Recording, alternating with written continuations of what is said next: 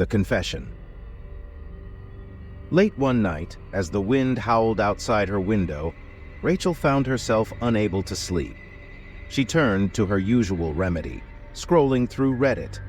The True Scary Stories subreddit had always been a favorite of hers, filled with terrifying yet fascinating tales from users around the world.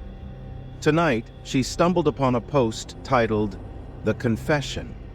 It had hundreds of upvotes and numerous comments, all echoing the same sentiment. This one was different. This one was real. The post began simply enough. The user, Haunted Truth, claimed to be writing from a secure location, fearing for their life. Rachel's heart quickened as she continued reading. The post. "I don't know how much time I have left, but I need to get this out. If you're reading this, please believe me. My name is Daniel, and I've been hiding for the past 3 months. It all started with a Reddit post, much like this one. I was reading through True Scary Stories when I came across a thread about a haunted house in a small, forgotten town. The stories were compelling, and I thought they would make for a great feature on my paranormal investigation blog. I decided to visit the town and stay in the house. It was a decrepit, abandoned Victorian mansion at the end of a long, winding road. The locals warned me against it, but I dismissed their fears as superstition. On the first night, I set up my equipment and settled in, ready to document any supernatural activity. The house was silent, the only sound being the creaking of old wood. Around midnight, I heard whispers. At first, they were faint, almost indistinguishable from the wind, but they grew louder, more insistent. I followed the sound to the basement. As I descended the stairs, the air grew colder, and the whispers became clearer. They were calling my name. In the basement, I found a mirror covered in dust. When I wiped it clean, I saw my reflection, but something was off. My reflection's eyes were dark and hollow, and it smiled at me. Terrified, I turned to leave, but the basement door slammed shut. The whispers turned into screams, and the room seemed to close in on me. I managed to escape and fled the house. But the terror didn't end there. Since that night, I've been haunted by my reflection. Every mirror shows that same dark, hollow-eyed version of me, and it's always smiling. No matter where I go, it follows me. I've tried everything. Breaking mirrors, covering them up, even moving to different places. But it's always there. And now, I think it wants more than just to scare me. I can feel it getting closer, like it's trying to take my place. I don't know what to do. If anyone has any advice, please help. I don't think I have much time left." Rachel shivered as she finished reading. The story was unnerving, but what made it worse were the comments. Numerous users reported similar experiences after reading the post, claiming their reflections had started behaving strangely. Some even posted pictures of their mirrors, showing eerie, distorted images that weren't quite right. Despite her fear, Rachel couldn't shake her curiosity. She decided to investigate further. She started by looking through Daniel's post history, finding more details about his investigation. He had posted videos and pictures from his time in the haunted house, all of which seemed normal at first glance. But when she looked closer, she noticed subtle, chilling details, shadows that didn't match the surroundings, faces appearing briefly in the background, and most disturbingly, Daniel's reflection always smiling in every mirror shot. Determined to get to the bottom of this, Rachel decided to visit the house herself. She reached out to some local paranormal investigators, and together they planned a trip. The house was exactly as described, decrepit and abandoned, its dark windows staring down the long, winding road like eyes. The investigation. They arrived at dusk, the sky painted with streaks of orange and purple. Armed with cameras, recording devices, and various tools, they entered the house. The air inside was thick with an oppressive silence, broken only by the occasional creak of the floorboards. As night fell, they began to experience the same phenomena Daniel had described. Whispers filled the air, calling out names, and cold drafts swept through the rooms. When they reached the basement, Rachel's heart pounded in her chest. There, covered in dust, was the mirror. One of the investigators, Tom, wiped the mirror clean. His reflection stared back at him, normal at first, but as they watched, it changed. The eyes darkened and a sinister smile spread across its face. Tom stumbled back and the door slammed shut, trapping them in the basement. Panic set in as the whispers turned into deafening screams. Rachel's flashlight flickered, casting erratic shadows on the walls. The reflections in the mirror seemed to move independently, reaching out as if trying to break free. The investigators tried to force the door open, but it wouldn't budge. Suddenly, the mirror shattered and the room was plunged into darkness. The screams stopped, replaced by an eerie silence. The door creaked open on its own and they fled the house, their hearts racing. Outside, they regrouped, shaken but relieved to be alive. Tom's reflection had returned to normal, but the fear lingered.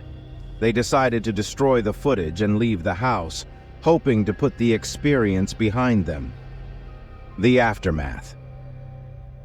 Rachel returned home, trying to forget the ordeal. But that night, as she prepared for bed, she caught a glimpse of her reflection in the bathroom mirror. Her blood ran cold. Her reflection's eyes were dark and hollow, and it was smiling. Terrified, she covered the mirror and tried to sleep, but the whispers started, calling her name, growing louder and more insistent. She realized with horror that the curse had followed her. No matter where she went, it would always be there, waiting in the shadows, smiling from the darkness. Rachel never posted on Reddit again. Her friends and family noticed she became increasingly reclusive, avoiding mirrors and reflective surfaces. The last anyone heard from her, she had moved to a remote cabin, far from civilization, in a desperate attempt to escape the curse. But in the quiet of the night, deep in the woods, the whispers continued. And every time she glanced at a reflective surface, even for a moment she saw those dark, hollow eyes staring back and that twisted, malevolent smile.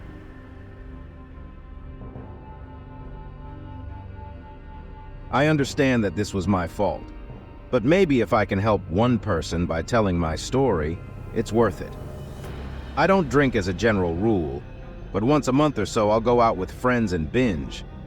My friends and I had a great night at a bar in the city, and they left. I was chatting up a cute guy, so I decided to stay. I went back to his place. Post-coitus, very unsatisfying for anyone interested. I'm ready to head home, so I call an Uber to pick me up. I don't know where I am. I know the city I'm in, but not my exact location. I order the Uber, but it's taking forever. Requesting. So I cancel it and try again. Pretty soon, a car pulls up. I drunkenly mumble something like, "Is this the Uber?" And I hop in. Mistake. Ubers apparently are supposed to have some kind of marking on the vehicle. The guy pulls away and starts driving. We're chatting, I'm fumbling for a cigarette, and the next thing I notice is that we're headed on the highway, but in the opposite direction of where I thought we needed to drive. And we're going at a solid 90 miles per hour. Then I get a call from my Uber driver. He's there, and I'm not. Because I'm in a car with a fucking nutcase. I start texting my friend, frantically counting off mile markers for her. Then I realize that's going to do jack because she's probably drunk too. So I call 911, but I realize this guy is crazy. He's refusing to let me out of the car, so I've got to do it on the sly. It's been 40 minutes now. I'm terrified. I don't know where I am. I don't know who this is. We're driving at over 100 miles per hour, weaving in and out of traffic. This guy is trying to get me to hang up my phone call. Yo, get off the phone. The fuck are you calling? Better not be a snitch. And also smoking pot. So I don't want to do anything that might provoke a violent reaction from him. I start chatting to the 911 dispatcher as if it's my friend, praying that they'll catch on. "Hey girl, it's me. Yeah, I'm with someone right now. We're driving past highway exit. No, sweetie, it's not my Uber. I thought it was, but it's not. It's a shame you can't come and meet me and bring friends." Thanks, sweet baby Jesus, the operator catches on. He gets me to stay on the phone while he sends cops, and we develop a code. If I see cops, I'm supposed to casually put my hand out the window, which looks semi-normal because I'm smoking a cigarette. We pull into some random little housing complex and he busts out some powder and forms 2 lines. I now have confirmation that he does drugs, which means he's probably emotionally volatile. I relay this to the operator in code. "Oh girl, I wish you were here right now. This guy just busted out the coke. You'd love it. He's taking a really big bump, man, after my own heart," etc. Pretty soon I can see the lights from the cop cars, so I start waving my hand out the window. At this point, I don't care if he's on to me or not. I don't know if he has a weapon, but I slump down in my seat just in case things get hot. The cops surround us, get him out of the car, and then, once it's safe, they extricate me as well. They whisk me to the hospital for a drug test and evaluation, and that's where my story ends. On my way to the hospital, as I'm explaining all this to the officer, I find out that of the guy's 40-ish years on this earth, he's been in federal prison for 30 of them for violent offenses. I want people to learn from my mistakes, and if nothing else, call 911 and stay on the line. I've been reading around this subreddit for a while now, and I'm a pretty keen observer. But through reading accounts of shit on here, I've become a lot more paranoid about certain things, and I think today is the day it paid off. I live in a basement apartment of a somewhat older building, at least 100 years old, I figure. There is no front door entrance to it, only 2 side entrances, which tenants can use to reach the laundry room, and 1 back door into the building, which only I have the key for, along with the building managers. I've only used the back door a few times, and that was for moving furniture in and out because my side entrances are impossible to use for stuff like that, because the stairwell is so steep and the walls so narrow. Otherwise, I never use the back door. Where I live, it's really snowy at the moment. Lots of ice and shit around. 2 days ago, when I left through my usual side door, I noticed that there was a shoveled path to the back of the building, which literally no one has a single reason to do or be back there. There is nothing back there for use, only a door to get into my apartment like I said. But I thought this was highly suspicious, but I chalked it up to whoever the contractor for snow removal was just trying to be thorough and clear a path to the back, because surely they don't know who uses that back door or not. They have no reason to. There's actually a porch that can help you get into the main hallway too, but that door is as locked down as can be. But again, no one knows that but tenants. Anyways, ever since the shoveled snow, I've been a bit more suspicious. 3 weeks ago, someone stole my motorcycle from the driveway close to the back door, probably 20 feet away, and it's put me on high alert because obviously I'm fucking pissed and violated that someone went so far as to steal my motorcycle from my driveway under video surveillance. Unfortunately, the cameras were broken, not set up right, so there actually was no recorded footage, only a big camera pointing at you. 2 nights ago, I stayed up literally almost all night reading stories on here because I couldn't sleep as it was. But reading the stories didn't make me feel any better about that, huh? But it's all put me on hyper-awareness. So last night around 10:30 p.m. or so, I let my little dog outside for the last time of the night. I hadn't slept in 36 hours or so, like I said above, and I was ready to pack it up. When I came back in from letting my dog out, I took a look at the back door and realized that the deadbolt was disengaged, which sort of unnerved me. That's highly unusual because there's no need for it to be. Even more than that, there is a key broken off inside the deadbolt, so I have literally no way to lock that bitch at the moment. My alarms are going off on all levels. I figure there's a chance that it's nothing, but as an extra measure, I put a big-ass brick in front of the door so that if anyone opened the door, the brick would move and I'd know that someone used the door because of it. Then I went to bed. 3 o'clock in the morning comes and my little dog starts barking her fucking head off. And I think to myself, fuck no. No one comes down to the basement at 3 a.m. The laundry room is across the hall from my apartment, but no one is doing laundry at 3 a.m. unless they're a meth head, and I heard no laundry being done. I get up and get close to our main door, being very quiet, letting my dog bark. My dog is a dachshund, by the way. Big bark, little bite, and it's noticeable. As I approach my door, I hear the doorknob jiggle a bit. But thankfully, I engaged my deadbolt before bed. I'm freaking the fuck out about this at this point. Thankfully, I've sort of prepared for this sort of situation in my mind. 1,000 times I've anticipated someone coming down and trying to open my door because I live in the city and there are shitty people who do shitty things like break into people's homes. I stand back from the door and yell to the man that I have a Glock 9mm in my hands ready to unload with lethal force. The police are on their way. They actually weren't. I was so amped up I didn't think about it at the time. If you attempt to enter my premises, I will kill you. I then heard footsteps book it the fuck out of there up the side stairs and away.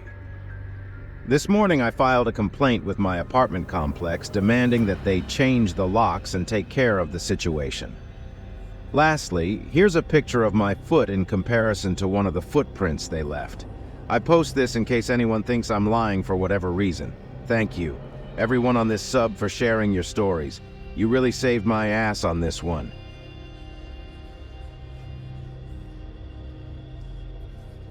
For a bit of backstory, my mom was dating an abusive prick at this time. We'll call him Ian. Because of Ian and the crazy fights they had gotten into, we couldn't lock up my house at all. He had kicked in both the front and the back door to the house, and they never fixed. My mother and Ian were at the bar all day, every day. I told you this so you would know why the house wasn't locked up and where my parents were when this happened. This incident occurred when I was around 12 years old and my little brother around 10. I was a really small girl at this age and my brother was sick all the time, so we didn't really have a fighting chance if something went wrong. Well, one night my brother and I were at home watching TV. We fell asleep with all the lights on and the TV blaring. When I woke up, it was around 3:30 in the morning. I'm a super heavy sleeper, but that night something woke me up. I remember having a feeling of dread and knew something was wrong. I sat up and looked around my living room. Everything seemed normal until I looked over and saw a man with his eyes shut laying on my couch. I didn't recognize him, and I knew for a fact he didn't belong here. I was so scared I could barely move. I remember reaching for the phone and calling my mom over and over, but she wouldn't answer. I didn't know what to do, and I thought if I woke my brother up, we would both be murdered. I sat there for a few minutes contemplating my options. I finally decided to sneak out the back door and run to the neighbors for help. I grabbed my brother and made him crawl with me to the back door. As I was reaching for the back door, I heard the man behind me yell, "Hey!" I turned around to see him standing up and I screamed for my brother to run. We flew out the back door with this man chasing behind us.